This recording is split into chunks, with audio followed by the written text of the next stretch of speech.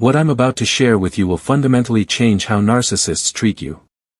Carl Jung discovered something profound about human psychology that most people never learn, and by the end of this video, you'll have the exact words that make narcissists respect you instantly. But first, let me tell you what happens when you get this wrong. You've probably experienced it. That moment when someone dismisses you, talks over you, or treats you like your feelings don't matter. And here's what most people do: they either explode in anger or shrink into silence. Both reactions feed the narcissist's need for control. But Carl Jung said something revolutionary: everything that irritates us about others can lead us to an understanding of ourselves. He understood that narcissists aren't just difficult people, they're wounded individuals operating from a place of deep insecurity, and they're testing you to see if you'll validate their distorted sense of power. Here's what you need to understand, and this will shock you. Narcissists don't actually want to destroy you. They want to control you. And the moment you understand this distinction, everything changes. According to Carl Jung, narcissists are trapped in what he called the shadow self, the parts of their personality they've rejected and projected onto others. But here's the key that most people miss. When you react emotionally to a narcissist's behavior, you're actually giving them exactly what they want. You're confirming their belief that they have power over your emotional state. Carl Jung discovered that the unconscious mind operates through patterns, and narcissists are unconsciously seeking someone who will either submit to their control or engage in their drama. So what do you say to break this pattern? The answer will surprise you because it's not what you think. Most people believe you need to fight fire with fire, to match their energy, to show them you're not weak. But Carl Jung taught us something different. He said, the meeting of two personalities is like the contact of two chemical substances: if there is any reaction, both are transformed. Here's the exact phrase that changes everything. When a narcissist tries to diminish you, dismiss you, or control you, you look them in the eye and say, starting today, I'm done having these kinds of conversations with you. Wait, don't skip ahead, let me explain why this works. Carl Jung said that every human behavior serves a psychological function. Narcissists behave the way they do because they're trying to regulate their own internal emotional state. They need external validation to feel worthy, and they need to create chaos and confusion to maintain their sense of control over others. But here's what happens when you use Jung's approach. When you declare that you're done engaging in their toxic patterns, you're doing something they don't expect. You're not fighting them, which would give them the drama they crave. You're not submitting to them, which would feed their need for control. Instead, you're operating from what Jung called individuation, the process of becoming your authentic self by refusing to participate in destructive dynamics. This phrase works because it does three things simultaneously, and this is crucial. First, it establishes absolute finality. You're not negotiating or explaining, you're declaring a new reality. Second, it removes their power source. Narcissists feed on engagement, whether positive or negative, and you're cutting off their supply. Third, it demonstrates what Jung called psychological sovereignty. You're taking complete control of your own experience. But here's where most people fail. They say the words but don't embody the energy. Carl Jung emphasized that the unconscious mind communicates through energy, not just words.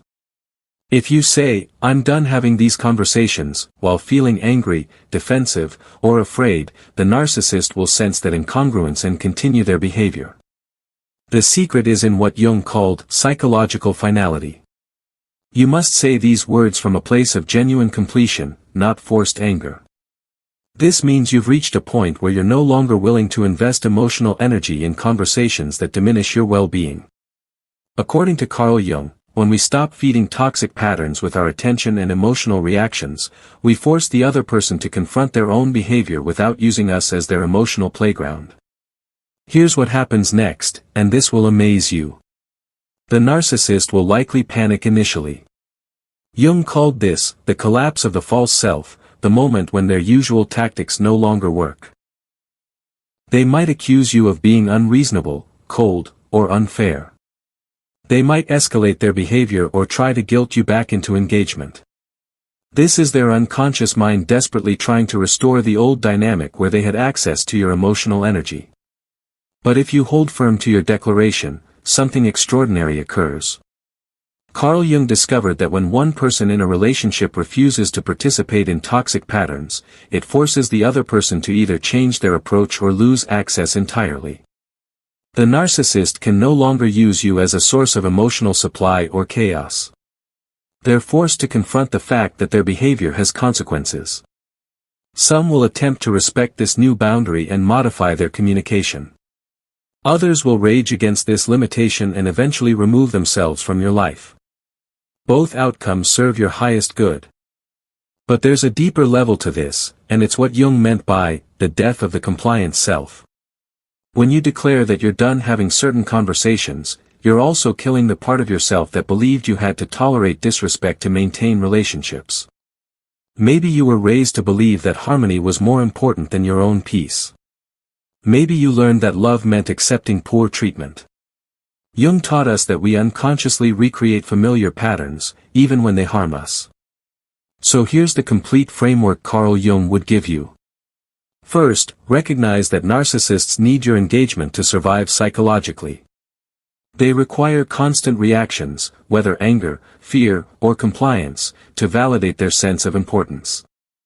Second, understand that your participation in toxic conversations is what keeps these patterns alive. Every time you defend, explain, or argue, you're feeding the system. Third, declare your finality. Use the phrase, starting today, I'm done having these kinds of conversations with you, and mean it completely.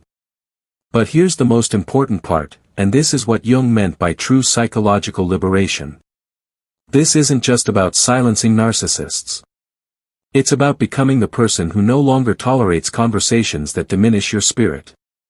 When you embody this level of self-respect, when you operate from absolute clarity about what you will and won't accept, you naturally repel people who seek to drain your energy through conflict and chaos.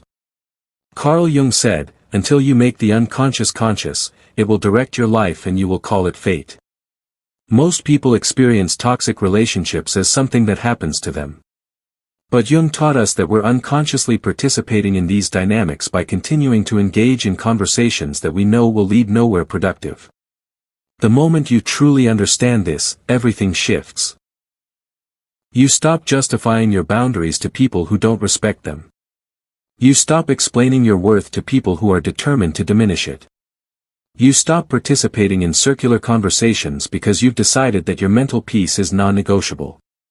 This is what Jung called conscious choice, the ability to recognize destructive patterns and refuse to participate in them, regardless of how others respond. When you achieve this, narcissists don't just respect you, they often avoid you entirely because you no longer provide the emotional chaos they require. So remember these words, starting today, I'm done having these kinds of conversations with you. Practice them. Mean them. And watch as the people who've been disrespecting you either completely change their approach or remove themselves from your life entirely. Because according to Carl Jung, the goal isn't to change others, it's to become so authentically yourself that only authentic people can remain in your presence. That's the real secret to never being disrespected again. Thank you so much for staying with me through this exploration. If you found value in today's discussion, don't forget to subscribe to the channel and share this video with someone who might benefit from it.